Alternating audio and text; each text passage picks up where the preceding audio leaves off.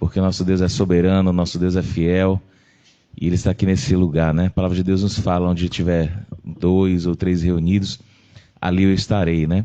A gente está feliz, né? Feliz porque minha sogrinha está aqui, né? Lugar humilde, mas lugar da presença do Senhor, e a gente vem orando e agradecendo a Deus. Bebel, você pode fazer essa oração, meu amor? Amém? Vamos adorar, vamos exaltar, vamos glorificar o santo nome do Senhor Jesus nas nossas vidas. Amém. Senhor, meu Deus, meu Pai, Senhor, eu te peço que Tu possa nos abençoar, Senhor.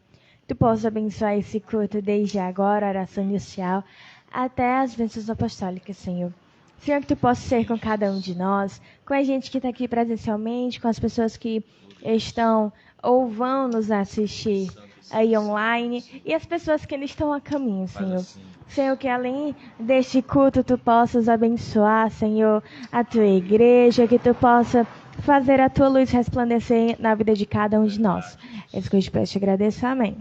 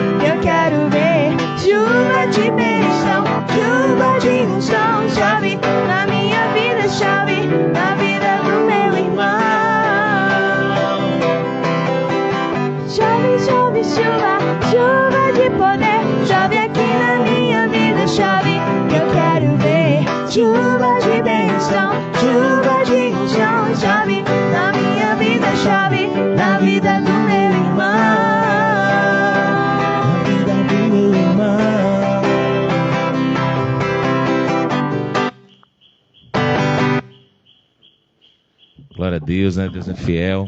A gente vai continuar adorando, continuando exaltando o santo nome do Senhor nas nossas vidas, porque eu tenho certeza que o Senhor vai fazer você sonhar os sonhos de Deus. E esses sonhos estão disponíveis para você, para mim, para todos nós, principalmente quando você busca servir ao Senhor e o adorar em espírito e em verdade.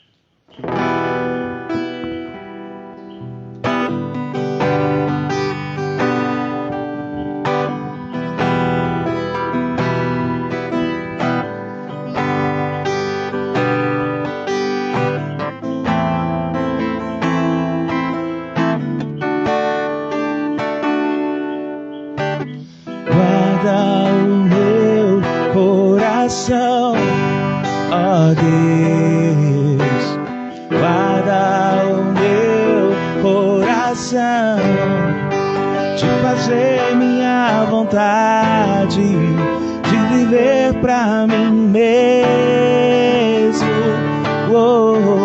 Guarda o meu coração, ó Deus, guarda o meu coração, de fazer minha vontade, de viver pra mim mesmo. Insondáveis são os teus juízos, inescrutáveis são os teus caminhos. A vontade já deixei, o teu reino já ganhei. E a vontade já deixei, o teu reino já ganhei. Os teus sonhos são maiores do que os meus, os teus caminhos bem mais altos do que os meus. Toma minha vida, tudo é teu. Toma minha vida, tudo é teu. Os teus sonhos são maiores do que os meus, os teus caminhos bem mais alto do que os meus. Toma minha vida, tudo é teu. Toma minha vida, tudo é teu. Tudo é teu, Senhor. O meu coração, ó Deus, guarda o meu coração, de fazer minha vontade, de viver pra mim mesmo. Guarda o meu, peça pra Ele guardar, ó Deus, guarda o meu coração, de fazer minha vontade, de viver pra mim mesmo. Mão insondáveis são os teus caminhos, inescrutáveis são os teus juízos. E a vontade já deixei, o teu reino já ganhei.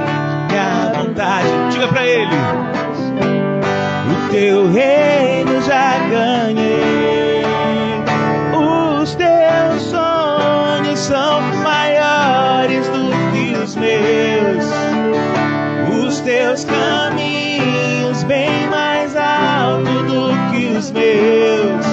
Toma minha vida, tudo é teu. Toma minha vida, tudo é teu. Venha teu reino, Senhor. Venha o teu reino, seja feita tua vontade. Venha, venha o teu reino, seja feita tua vontade. Não é fácil, mas nós temos que pedir para o Senhor. Minha vontade já deixei, o teu reino já ganhei. Minha vontade já deixei, o teu reino já ganhei. Minha vontade já deixei, o teu reino já ganhei. Minha vontade já deixei, o teu reino já ganhei. Aleluia, Santo Deus. Aleluia.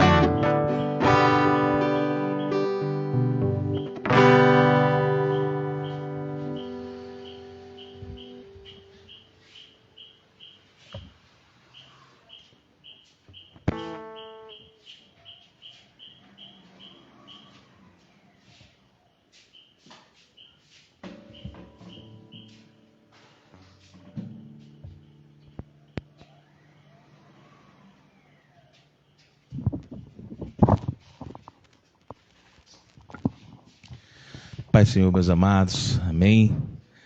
Quinta-feira a gente não pôde dar a continuação desse estudo, né?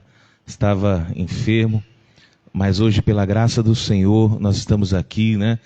Para manifestar tudo que Deus tem guardado, tudo que Deus tem prometido para nós. E a continuação dessa palavra, queridos, os fortes também tombam, né? Mas são os primeiros a se levantarem. É justamente uma palavra que Deus colocou no nosso coração, que Deus manifestou no nosso coração. E eu quero hoje, meus amados, falar sobre algo que não é bom, que não é legal, mas que todos nós passamos, que é a dor.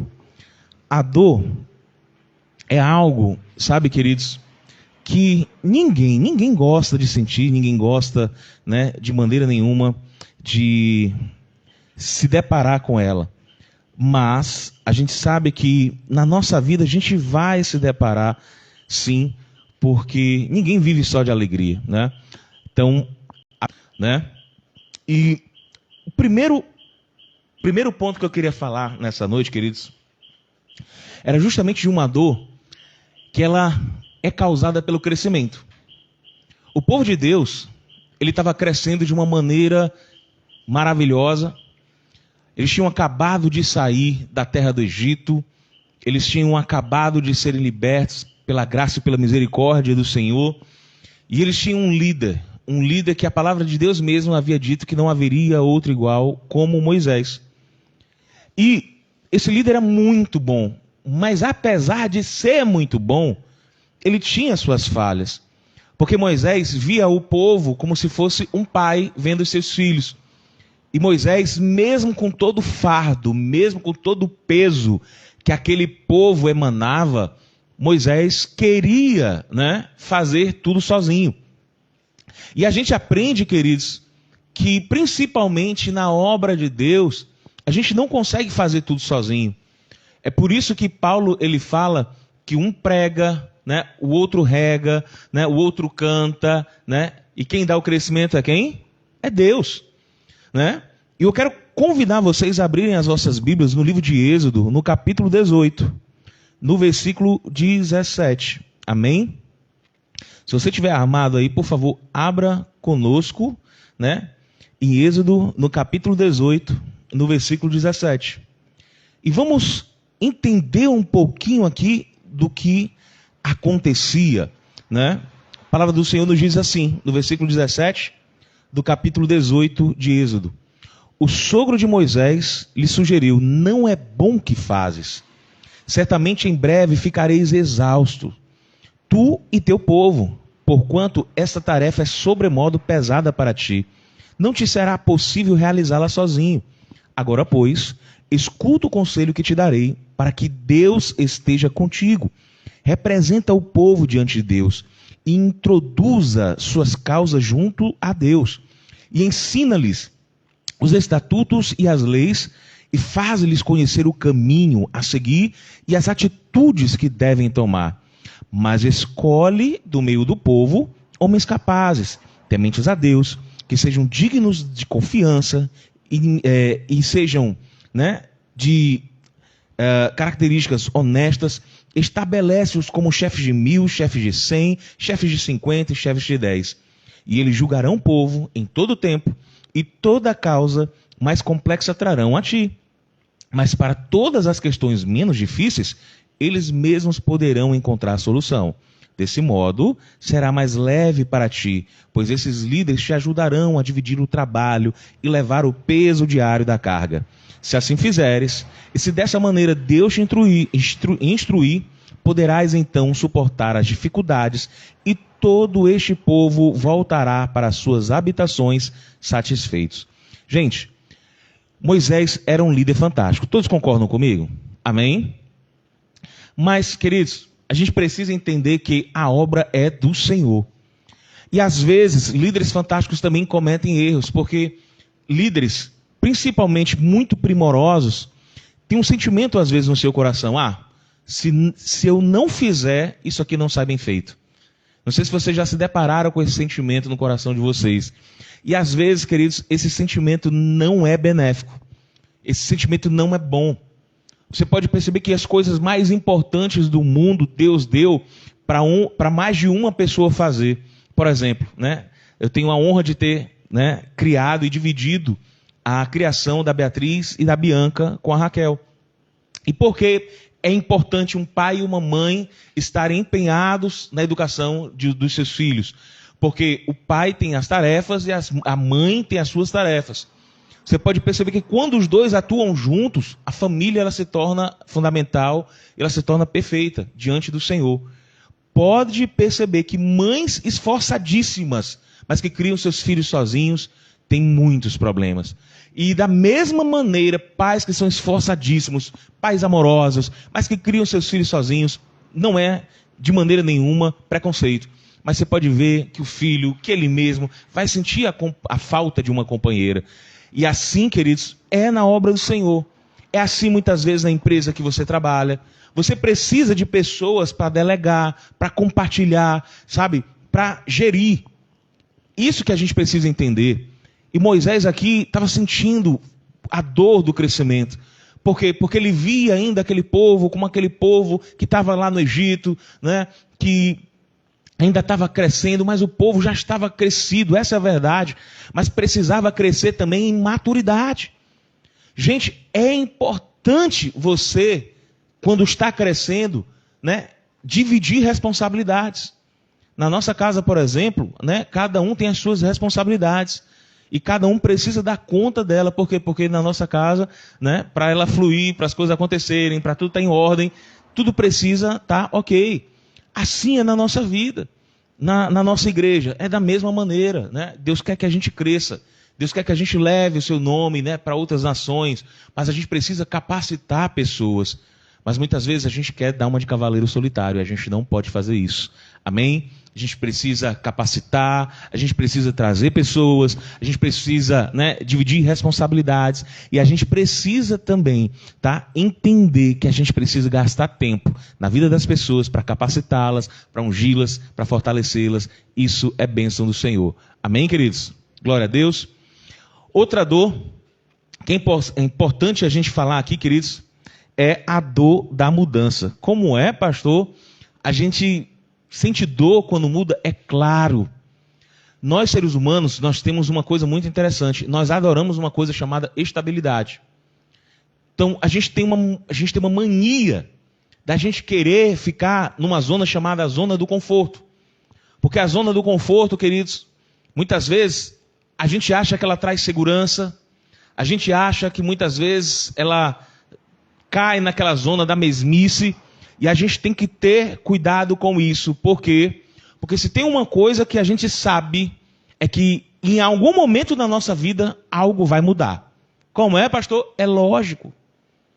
Quando Deus permitiu que cada um de nós fôssemos concebidos, você pode perceber que você veio de um espermatozoide, né? Depois você entrou dentro de um óvulo, né? E aí o milagre aconteceu. Mas você pode perceber que quando o bebezinho sai do ventre da mãe, ele sai chorando. Por quê? Porque houve mudança. Ali, né, ele saiu de um meio aquoso, do carinho da mamãe ali, né, da proteção super da mamãe, e veio para um meio externo, onde havia ruídos diferentes, onde havia percepções diferentes, onde havia muita coisa que ele não havia tido contato e nem estava acostumado. Mas a gente pensa que parou por aí? É lógico que não. Vai ter muitas coisas que vão mudar, vão ter muitas coisas que vão ficar diferentes, né? A gente vai engatinhar, a gente vai ficar de pé, a gente vai cair, a gente vai levantar, vai vir a fase da infância, vai vir a fase da adolescência, vai vir a fase de ser adulto. E parou por aí? Não. Nós vamos mudar de novo. Um dia nós vamos ser velho, né? E um dia a gente vai morrer. A gente só vai parar de ter mudança quando a gente vai morrer. E olhe lá. Porque quando a gente, né, morrer, ainda tem a mudança da próxima vida que virá. Né? Que eu creio que em nome de Jesus todos nós teremos a vida eterna. Amém? Que é muito melhor do que essa. Né? Mas se temos uma certeza que as coisas mudarão. E eu quero falar uma coisa para você em nome de Jesus. Né? Tem uma filha aqui, né, Bianquinha, que ama, né, essa estabilidade. A Bianca detesta mudanças. É algo da característica dela. Mas se tem uma coisa que a gente tem que entender é que haverão mudanças. Mas se a gente sabe que vai ter mudanças, o que é que a gente precisa fazer? A gente precisa buscar melhorar, não, né, regredir.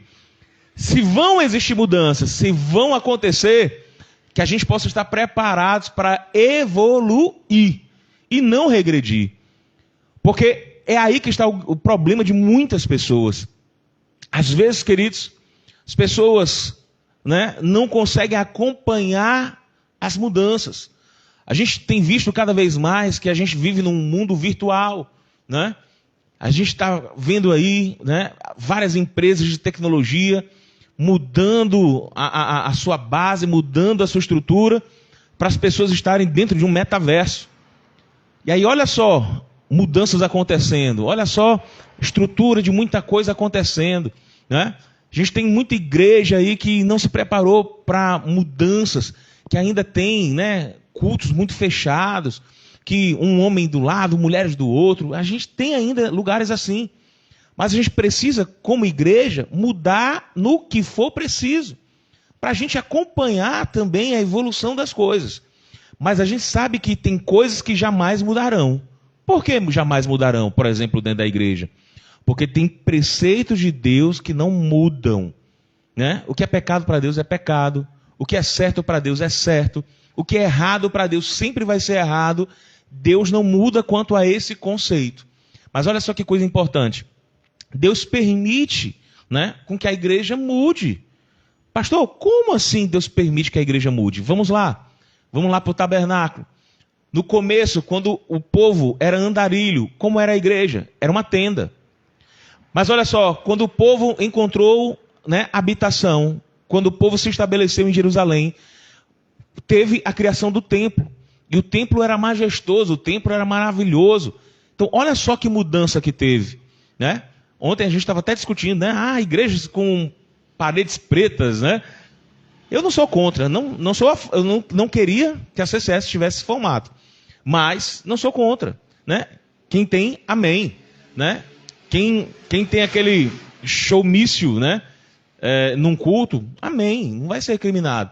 Mas, né? Esse não é a nossa pegada, esse não é o nosso estilo. Mas o importante é que tem coisas que vão evoluir, tem coisas que vão acompanhar as coisas contemporâneas, mas tem uma coisa que jamais pode mudar, a essência da palavra. Assim como a gente sabe que vai ter mudanças em certas coisas na nossa vida, a gente sabe que tem coisas que a gente não pode permitir que mudem. Como assim, pastor? Caráter. Caráter é uma coisa que não pode mudar. Se você é uma pessoa de caráter, se você é uma pessoa honesta, se você é uma pessoa digna, se você é uma pessoa honrada, se você é uma pessoa virtuosa, isso não pode mudar. Pode melhorar, mas não pode mudar. Você precisa, né, ter isso bem definido para que a tua vida seja uma bênção. Amém? Glória a Deus. Outra coisa importante que a gente vai falar, queridos, é sobre a dor da perda.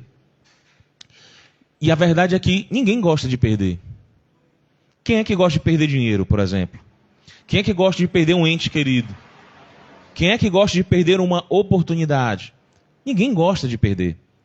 Mas a gente vai ter que perceber que certas vezes a gente vai perder. Nem sempre nós vamos ganhar. E às vezes o processo da perda, ele até faz parte do processo do ganho. A gente vai entender aqui, queridos, na história de Jó, um homem que a Bíblia fala que ele tinha 3 particularidades muito definidas. Era um homem o quê? Justo e fiel. Gente, quando Deus, não é qualquer pessoa que fala sobre Jó, quando o próprio Deus fala essas 3 características que definem Jó, Deus já estava, queridos, falando tudo sobre a vida dele. Que ele era um homem temente ao Senhor, um homem íntegro. Às vezes a gente ouve essa palavra integridade, íntegro, e a gente não sabe defini-la. Mas íntegro é inteiro. Então é um homem que não havia falha, era um homem que não havia dolo, era um homem, né, com palavra. E a gente vê esse homem, queridos, começar a perder. Mas começaram a perder por quê? Porque o inimigo não estava satisfeito com a alegria de Jó. O inimigo acreditava que a alegria de Jó, ela estava baseada nos seus bens, ela estava definida em cima da quantidade dos seus filhos, Ou seja, do que ele possuía. Mas o interessante, queridos, prestem bem atenção, é que a gente vai entender, quando a gente começa a entender Jó, quando a gente começa a mergulhar na vida de Jó, que ele era um homem realmente diferenciado. E aí a gente vai entender por que ele é diferenciado. Por quê, pastor? Porque vamos acompanhar o que é que ele perdeu? Abra sua Bíblia, por favor, em Jó, no capítulo 1. Se você abrir a sua Bíblia no versículo 13 até o versículo 15, você vai perceber que Jó, ele perdeu no mesmo instante todos os seus bens. Como é, pastor? Tudo. Conta bancária, né? Tudo. Tudo que ele tinha de bem, ele perdeu naquele exato momento. Se você perceber também no versículo 16 do capítulo 1, ele perde todo o seu rebanho. Naquela época não era muito comum, né, o uso do dinheiro, da moeda. Então era comum a pessoa ter gado, a pessoa ter camelo, a pessoa ter, né, todo esse tipo de arsenal. E aí, de uma hora para outra, ele perde seus bens e perde seus rebanhos. No versículo 17, você vai ver que ele perde toda a frota de transporte da empresa Jó Company. Como é, pastor? Que loucura é essa? Gente, o meio mais eficaz de transporte naquela época eram os camelos. E ele perde toda a frota de camelo que ele tinha. Pastor, estou arrupiado aqui. Tudo isso ele perdeu? Não, ainda vai perder mais. No versículo 18, ele perde os seus 10 filhos. Não, pastor, que brincadeira. Às vezes a gente só falta enlouquecer, não é, queridos? Quando a gente perde um ente querido. E não é fácil. Mas você imagina só, você perder os seus 10 filhos de uma vez só. Um homem íntegro, um homem justo, um homem fiel ao Senhor, um homem que se colocava diante do Senhor. Olha só, queridos, muitas vezes Jó não estava nas festas dos seus filhos, mas era um homem que sacrificava ao Senhor só quando ele pensava assim, não, meus filhos podem ter errado, podem ter feito alguma coisa que desagradou o Senhor, pois eu vou sacrificar aqui pelos meus filhos. Olha só que homem justo. E aí ele perde os 10 filhos de uma vez. Pastor, isso é terrível. Isso é algo, né, inimaginável, mas aconteceu, querido, com ele. E para terminar, no versículo 2, no capítulo 2, no versículo 7, Jó perde a sua saúde. Um homem que em Ur dos Caldeus era juiz, um homem que era admirado, um homem que quando passava as pessoas olhavam assim, poxa, eu quero ser igual a Jó. Ele perde tudo isso de uma vez. Mas o incrível, queridos, é que uma pessoa perdeu tudo isso como Jó também perdeu. Que pessoa é essa? A mulher de Jó. E a postura dela foi totalmente diferente. Abra comigo, por favor, em Jó, no capítulo 2. Você pode acompanhar comigo, por favor? Jó, no capítulo 2, para a gente ver um pouquinho o que é que aconteceu lá, para que a gente possa caminhar junto e ter a percepção que Deus quer que a gente tenha. Jó, no capítulo 2, no versículo 9. Quando ela vê Jó com um caco de tijolo, com um caco de telha, né, coçando as suas feridas, ela olha para Jó, no versículo 9 do capítulo 2, e fala: deixe de ser teimoso em sua lealdade, homem. Isso não vai resolver nada. Amaldiçoa logo ao teu Deus e morre.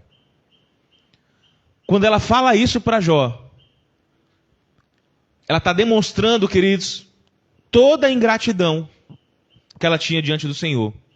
Porque enquanto ela tinha algo, enquanto ela tinha bens, ela estava ali, né? Feliz por ter todos os bens. Enquanto ela tinha a bênção, ela estava lá, recebendo da bênção, feliz, satisfeita, né? Mas, né, quando vem o momento mal, ela muda, ela vira casaca. E a gente tem percebido, queridos, que o número de pessoas como a mulher de Jó tem aumentado. Enquanto tudo vai bem, vai à igreja. Enquanto tudo vai bem, um sorrisão lá no rosto, né? Enquanto tudo vai bem, enquanto tem saúde, enquanto tem dinheiro, enquanto tem tudo, né? Tá feliz. Mas a gente precisa entender algo, querido. A gente não pode abandonar o barco da fé porque as coisas não vão bem. A gente não pode abandonar ao Senhor porque as coisas não estão legais. isso não é fé. O nome disso é comodismo. E às vezes, queridos, a dor da perda vai chegar até um de nós. A gente vai perder coisas que são importantes para a gente. Vai existir momentos que a gente vai perder alguém da família. Vai existir momentos que a gente vai perder uma negociação. Vai existir momentos que a gente vai perder. Mas mesmo assim, eu quero olhar para você e dizer, em nome de Jesus, que a perda com Deus, ela se torna em ganho. Pastor, que loucura é essa? Porque um ente querido, pastor, quando a gente perde, nunca mais a gente vai tê-lo de volta. Quem disse isso para você? Porque a gente sabe, meus amados, que quando a gente perde alguém, e esse alguém está no seio de Abraão, ou seja, está com o Senhor, a gente vai se encontrar com ele sim, mas não mais de uma maneira e nem numa vida dolorosa, mas numa vida eterna, numa terra, querido, onde realmente mana leite e mel, e aonde lá só irá ter alegria. Olha só que coisa tremenda, como todas as perdas, se a gente tiver com Deus, vão se transformar em ganho. Às vezes a gente não entende. Ah, pastor, mas eu perdi uma negociação, era muito dinheiro. Talvez aquela negociação não era para estar na tua mão, querido, porque às vezes poderia ter maldição ali, não sei. Mas se você não ganhou essa, com certeza, se você se manter fiel, se você se manter na presença, você vai ter uma outra negociação e você vai poder ganhar muito mais. Como é, pastor? Isso já aconteceu na minha vida. De algo sair da minha mão, de algo não vi, e Deus me abençoa muito mais lá na frente. Mas por quê? Porque a gente confia no Senhor, que tudo pode, e que tudo vê, e que tudo faz. Às vezes a gente tem que entender, queridos, que a gente precisa perder. O Senhor Jesus, ele olhou uma certa feita para os discípulos e falou assim, olha, vocês têm que entender algo, que o grão de trigo, ele precisa morrer para ele germinar. Jesus estava ensinando para eles ali que naqueles momentos, eles iam ter que perder. Perder o quê, pastor? Perder a presença de Jesus. Jesus sabia que eles iam ficar abalados quando perdessem a presença cotidiana, da presença maravilhosa de Jesus ao lado deles. Jesus sabia que eles iam perder demais. Mas Jesus também sabia que eles iam ganhar. Ganhar como? Se Jesus havia morrido. Porque o Espírito Santo só haveria se Jesus fosse. Então a gente precisa entender que às vezes para ganhar a gente vai perder sim. Vai perder. Você pode perceber que muitas pessoas não sabem perder. Vamos supor, tem muita gente que vai chegando na vida adulta e agem como se fossem adolescentes. Por quê, pastor? Porque não acompanham a lei do perde e a lei do ganha. Tá, nós perdemos a juventude? Tá, beleza, né? Mas nós não somos adultos? Amém. Então, Paulo, ele chega para a igreja de Corinto e fala assim, olha, eu não posso falar para vocês como adulto, porque vocês não passam de meninos espirituais. Sabe por que Paulo deu essa pancada na igreja de Corinto? Porque a igreja de Corinto não aprendeu a lei do perder para ganhar no Senhor. É uma igreja que agia com infantilidade. Era uma igreja que não queria se aprofundar, não queria mergulhar nos mistérios do Senhor. E quando a gente não quer perder para ganhar, sabe o que é que acontece? A gente fica como um menino birrento, né? O Senhor não pode nos tratar, por quê? Porque a gente não está preparado para isso. Mas olha só o que Jó faz. Porque Jó, queridos, não estava interessado nos bens. É lógico que Jó amava os seus filhos, mas isso não era o mais importante da vida de Jó. O que Jó mais amava, na verdade, era a presença do Senhor. Ainda em Jó 2, no versículo 10, olha só o que Jó fala. Mulher, tu falas como uma louca. Porventura recebeste de Deus apenas o bem que desejamos e não pode receber o mal? Em toda essa provação, os lábios de Jó não fizeram vacilar e nem pecar. Por quê, queridos? Porque Jó sabia que o mais importante era a presença do Senhor na vida dele. Amém? A gente tem que entender, queridos, que a gente vai perder muita coisa. Vão aparecer cabelos brancos, né? Vamos perder cabelos, vamos perder paciência, vamos perder tanta coisa no passar da vida. Mas o que a gente não pode perder jamais é a presença do Senhor. Porque isso é vital, isso é importante, isso é necessário para que a nossa vida continue a ser uma vida valorosa, abençoada, né? Colocada nas mãos do Senhor. Amém? E penúltimo, a dor da verdade. A verdade nem sempre, queridos, ela é fácil. Porque a verdade, ela traz consigo muitas vezes dores. Lá em casa, quando a Bebelzinha era pequenininha, a gente tinha uma brincadeira, não sei se vocês recordam, que a gente falava assim para ela: olha, Beatriz, é melhor uma verdade feia do que uma mentira bonita, né? A gente sempre cultivou isso, a verdade. A verdade, gente, ela é libertadora. A verdade, ela é arrebatadora. A verdade, gente, ela é maravilhosa.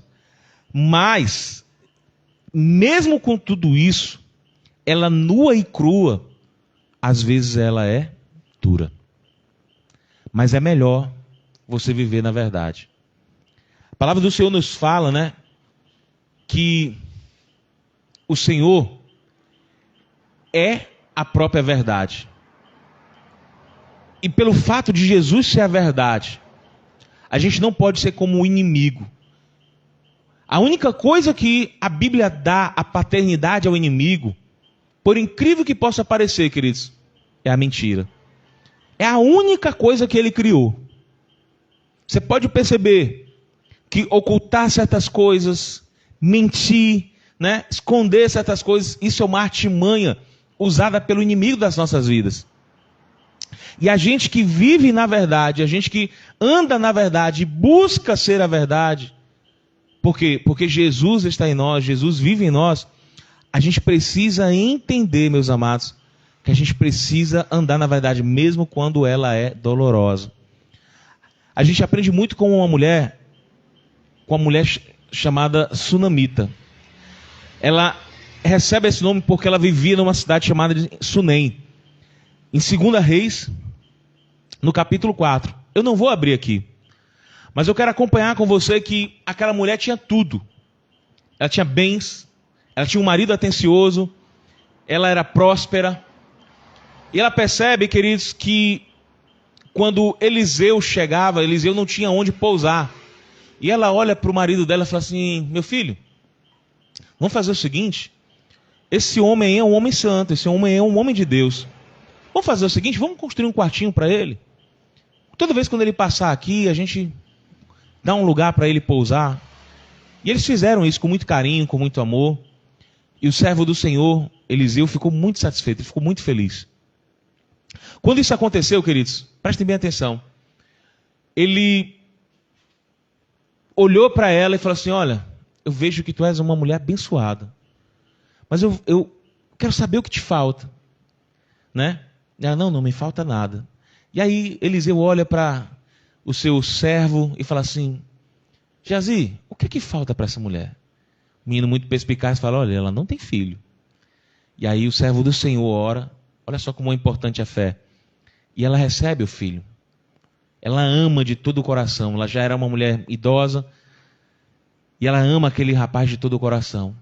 Mas certa feita, queridos, olha aí a dor da verdade. Mas certa feita, o menino trabalhando com o pai, ele recebe muita insolação, com uma forte dor na cabeça o menino falece, nos braços da mãe. O pai, se você lê a história direitinho, o pai não se toca que o menino está morto. Porque quando a mãe fala: olha, eu vou ver o profeta, ele fala assim: rapaz, é lua nova, não vai não, né? Não vai não, é lua nova, não tem como tu ter acesso ao homem de Deus, não vai não. Ele não sabia que o menino havia morrido. Mas a mãe, ela tinha uma verdade dolorosa lá dentro do seu coração, ela sabia. Mas mesmo ela sabendo que o seu filho havia morrido, ela sabia que existe um Deus que tudo pode. Às vezes, meus amados, nós temos uma verdade dolorosa no nosso coração. Às vezes um projeto morreu, às vezes um sonho faleceu, às vezes, sabe, uma figura que você tanto admirava, né, sabe, morreu para você. E às vezes a gente, sabe, não entende certas coisas. Mas eu quero olhar para você com todo o coração, eu quero profetizar na tua vida que o nosso Deus é um Deus que ressuscita. Nosso Deus é um Deus que transforma. O nosso Deus é um Deus que faz o milagre acontecer. Ele é o Deus do impossível. Às vezes o amor que você tinha morreu. Às vezes a admiração que você tinha, né, não é mais a mesma. Mas o nosso Deus é o Deus que faz, sabe, coisas diferentes chegarem até a nossa vida. O nosso Deus é o Deus da virada, sim. O nosso Deus é o Deus que transforma. E como aquela mulher estava, queridos, totalmente destruída, mesmo assim, ela não deixou de ir para quem poderia socorrê-la. E ela vai. Quando Geazi encontra com aquela mulher, ele fala assim, o que foi que aconteceu? Não, eu preciso falar com o homem de Deus. Ela não fala para ele, mas ela olha para o homem de Deus e fala, o que tu fizeste? A minha vida estava tão boa, minha vida estava tão bem, eu não pedi para ter um filho. Olha só a verdade que começa a brotar do coração daquela mulher. Meu filho morreu, mas eu não precisava passar por essa dor.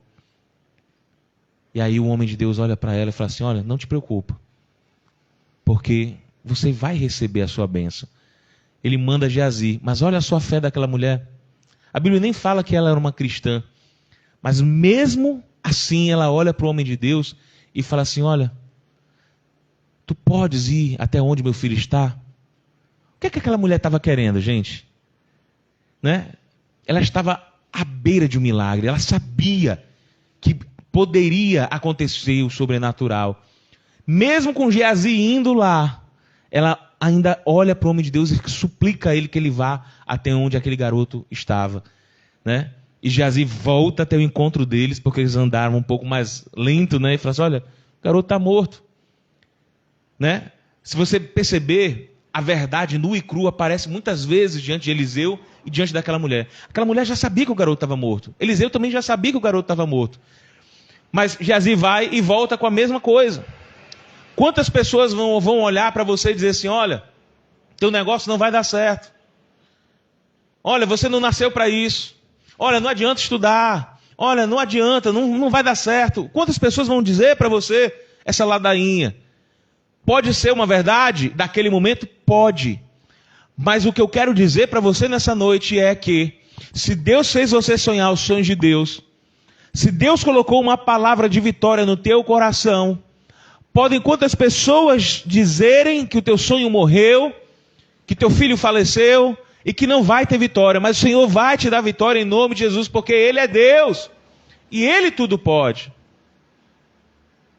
Quando Eliseu chega naquela casa, Eliseu olha para o garoto, Eliseu se debruça sobre o rapaz, né? E ele coloca lábio com lábio, olho com olho, nariz com nariz, e o milagre acontece naquele lugar. Por quê?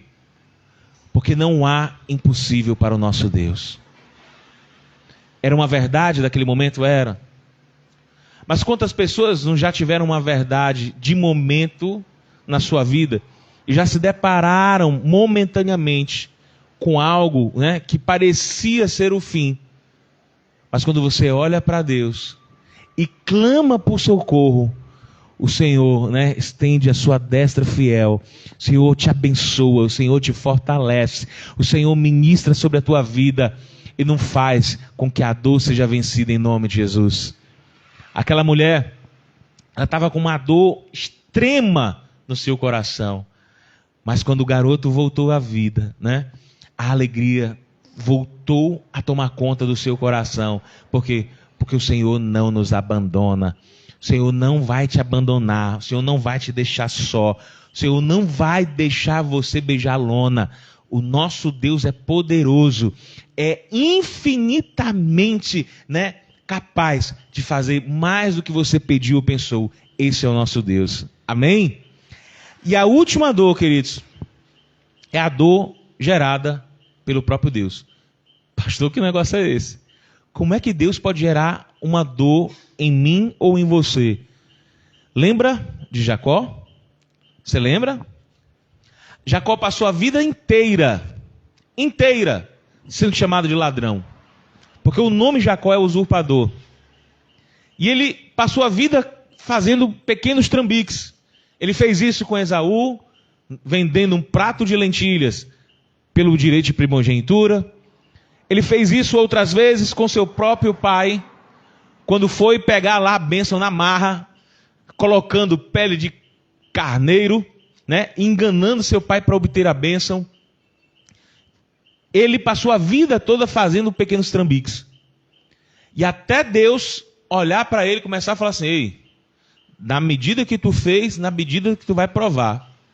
Aí Jacó começa a ser modelado por Deus. Porque ele foi enganado quando se namorou com Raquel e recebeu a irmã, né? Que era meio cega de um olho, que era meio feiosa, né? Ele foi enganado pelo seu tio Labão aí. Foi enganado pelo tio Labão em outras oportunidades, quando ele fazia um negócio onde, se ele cuidasse ali das ovelhas, ele receberia as salpicadas, e depois as malhadas, e depois as escurinhas. Ou seja, Deus começou a falar assim: ei, se você é um servo meu, se você é um homem de Deus, você não pode fazer esse tipo de coisa não, rapaz. Né? Até chegar um momento crucial da vida de Jacó. E que momento é esse, pastor? O momento em que Deus queria saber se ele era realmente um homem de Deus ou se ele continuava sendo um trambiqueiro qualquer. E naquela noite, bem pertinho do Vale de Jaboque, um lugar que eu quero conhecer, ainda está lá esse lugar, ele se depara com uma luta espiritual. Todo mundo conhece o momento em que Jacó luta com o anjo. E naquele momento, queridos, né, naquela peleja, eu já falei isso no primeiro episódio dessa série, né? Jacó percebe que não tinha como prevalecer. E o anjo, né, sabia que também ele não iria soltá-lo. E ali, naquele exato momento, o anjo fere a coxa de Jacó. Às vezes, queridos, preste bem atenção. Irão aparecer feridas, dores, que são causadas pelo próprio Deus. Mas eu quero falar uma coisa muito séria e muito verdadeira ao teu coração. Essas dores não são para te machucar e também não são para te derrubar. Mas são dores que são necessárias, queridos, para que você tenha a sua vitória. Se você vê um atleta, antes dele chegar a ganhar a medalha de ouro, antes dele ganhar o troféu, ele vai ter dores. Por quê? Porque ele vai se preparar até chegar ao nível de alta performance. A gente vai para a academia. E você pode ver os 3 primeiros dias de academia, você sai com os braços doloridos, com a costa toda dolorida, com coxa doída, né? O pessoal que faz aquela cadeira, né? Abdutora ou adutora, sai com as pernas que, meu Deus, quase que não consegue nem se levantar, né? O famoso triângulo, né? Não é assim? E aí, gente, o que é que acontece? São dores. São dores que você está se preparando para um condicionamento físico. E, gente, na nossa vida espiritual e na nossa vida que Deus tem proporcionado para a gente, vai ter momentos que vão ter dores, sim, causadas por Deus. E, pastor, como é que eu vou fazer? Vai aguentar, filho. Vai aguentar, por quê? Porque a gente só consegue passar para o outro nível, ou seja, para o condicionamento, quando você suportar essa dor, quando você passar por ela. E foi assim com Jacó. Quando Deus percebeu que o homem não era mais um trambiqueiro, e que ele já tinha um outro valor, Deus olha para ele, porque ali era uma teofania, e Deus olha para ele e fala assim: olha, porque tu lutaste como um príncipe, teu nome não será mais Jacó, mas o teu nome agora será Israel. Por que Deus muda o nome de Jacó? Porque houve uma mudança de caráter, houve uma mudança de atitude. Ele foi aprovado. Deus nunca vai enviar a tentação para você. Porque a tentação, o objetivo da tentação é justamente derrubar você. Quem envia a tentação é o inimigo. Mas Deus vai permitir muitas vezes que você passe pela prova. A prova é diferente da tentação. A tentação é para você cair mesmo, é para você ser engodado mesmo, é o laço do passarinheiro. E a prova, queridos, é para você ser aprovado. É para você receber o 10. É para você realmente chegar até a presença do Senhor, né? Como Jó, no final da história, né? O inimigo sai envergonhado, porque o inimigo encontrou várias soluções para achar que Jó era fiel. Mas Deus já sabia o final daquela história. Assim como Deus já sabe o final da tua história também. O inimigo sabe o final da história dele. Ele já é um derrotado. Mas você, querido, em nome de Jesus, é um servo fiel, é um servo digno, é um servo de honra. Por quê? Porque você está lutando para ir para o céu. Você está guerreando para ir para o alto. E muitas vezes vão aparecer dores, sim, que o Senhor vai colocar sobre ti. E isso Ele quer mesmo. Para quê? Para que você seja aprovado. Eu tenho certeza, se a pepita de ouro sentisse dor, no processo para ela virar aquele amarelinho, né, reluzente, a gente sabe que é tirado as impurezas. É tirado, querido, sabe, o que não presta. E depois que é retirado, ainda tem um outro processo. O ouro ele vai passar por uma fornalha até ser modelado, ou seja, para ele ficar naquela forma de barrinha de ouro, ele vai passar por uma alta temperatura. Isso vai acontecer conosco também, queridos. Nós vamos passar por provas, nós vamos passar por humilhações, nós vamos passar por tanta coisa, queridos, que até Deus duvida. Que é isso, pastor? Estou brincando. Deus já sabe de tudo. Mas que você duvida, com certeza. Mas o importante é te dizer que tudo isso que você vai passar não é em vão. Tudo que você passar, querido, você precisa tirar um aprendizado. A diferença aqui, queridos, é que você tem que puxar esse aprendizado e você precisa acrescentar na tua cruz. Como é, pastor? Isso mesmo. Você precisa colocar todo esse aprendizado na cruz que você vai levando. Eu quero encerrar essa mensagem fazendo vocês lembrarem que eu acredito que vocês já viram esse vídeo um tempo atrás. A palavra de Deus nos fala que quem quiser vir após mim, negue-se a si mesmo. E tome a sua cruz e siga-me a mim. A gente recebeu há muito tempo atrás um videozinho que as pessoas iam cortando a sua cruz, né? E um cara levou a cruz inteira. O pessoal ria dele, o pessoal fazia chacota com ele. Mas chegou um momento, querido, que eles precisariam passar para o outro lado de lá. E quando chegou esse momento, a cruz de todo mundo estava bem pequenininha, estava bem levezinha. E eles não conseguiam ir adiante porque não dava certo.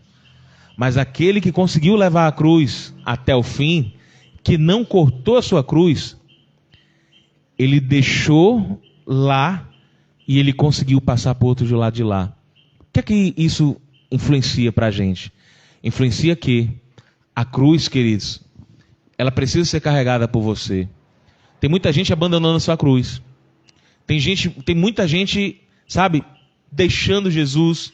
Tem muita gente deixando o ensinamento que Jesus deixou para cada um de nós. Tem muita gente abandonando a sua fé. E eu quero dizer para você uma coisa de Deus, queridos. É preciso a gente carregar a nossa cruz. É preciso a gente seguir a Jesus. É preciso que as experiências que vão vindo para a gente durante a vida da gente, sabe, transformem o nosso caráter, transformem a nossa vida e faça a diferença no nosso viver. Tem muita gente, queridos, que, sabe, não consegue aprender com as experiências que vão passando na sua vida. E eu quero falar para você, né? Se deixe, né, ser moldado pelo Senhor. Se deixe, sabe, que o Senhor possa transformar a sua vida, que o Senhor possa mexer na tua história, mexer na tua existência. Porque assim, em nome de Jesus, as dores virão, mas o que é que vai acontecer? Muitas vezes elas não mais te impactarão. Como assim? Por quê? Porque você criou uma resistência. Porque você criou, né, uma força que é maior. E quando Deus está em nós, Ele é maior do que as dores, do que as lutas, do que as adversidades que vão vir sobre a nossa vida. Que Deus em Cristo possa te abençoar. E que essa palavra possa ser um divisor de águas na sua vida. Para que em nome de Jesus, eu e você tenhamos a bênção em nome do Senhor nosso Deus. Amém? Glória a Deus. Bibi, ajuda a gente aí, Bibi. Bibi vai cantar um hino, vai louvar um cântico que fala um pouco disso. E eu creio que você vai ser tocado pela graça do Senhor também através desse louvor.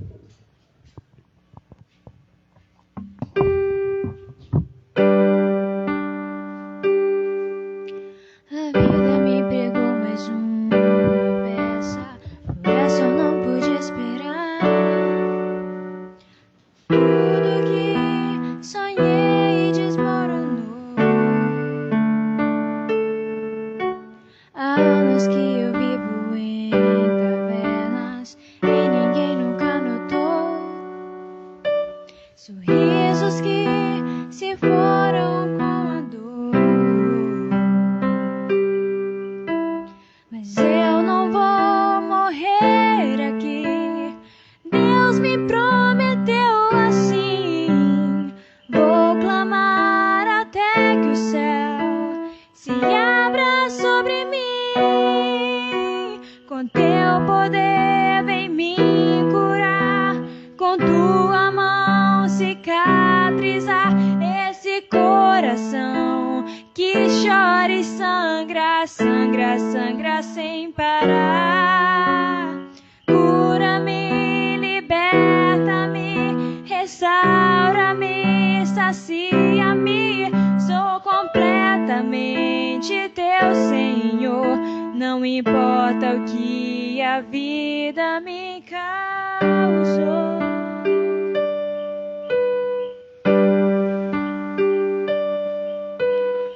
Há anos que eu vivo em cavernas e ninguém nunca notou. Sorrisos que se foram com a dor. Mas eu não vou morrer aqui. Deus me prometeu assim. Vou clamar até que o céu se abra sobre mim. Com teu poder vem me curar. Com tua mão cicatrizar esse coração que chora e sangra, sangra, sangra sem parar. Cura-me, liberta-me, restaura-me, sacia-me. Sou completamente teu Senhor. Não importa o que a vida me causou.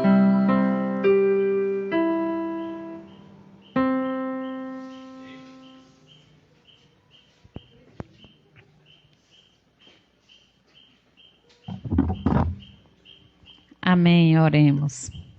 Maravilhoso Deus, obrigada, Senhor, pela oportunidade de mais uma vez ouvir a Tua palavra, Senhor. Eu creio, Senhor, que o pastor Joel foi tremendamente usado por Ti, Senhor. Senhor, estamos aqui, Senhor, para pedir, Pai, que Tu venha ministrar, Senhor, nos corações, Senhor, daqueles que estão precisando, Senhor. Que Tu venha sarar, Senhor, as dores, Senhor. Pai, porque só Tu pode transformar, Senhor. Pai, eu creio, Senhor, na restauração, Senhor. Eu creio na cura, Senhor. Pai, te agradecemos, Senhor, porque até aqui Tu tem nos sustentado, Senhor. Senhor, Tu tens, Senhor, nos tratado, Senhor, com cuidado, com carinho, Senhor. Porque só Tu sabe o que nós verdadeiramente precisamos. Senhor, continua conosco, Senhor. Nos abençoa, nos guarda, nos livra de todo o mal, Senhor. E nos despede em paz, Senhor. Que cada um de nós, Senhor, tenhamos um resto de semana tremendamente abençoado, Senhor. E principalmente no centro da Tua vontade, Senhor. É o que eu te peço e já te agradeço. Em nome de Jesus. Amém.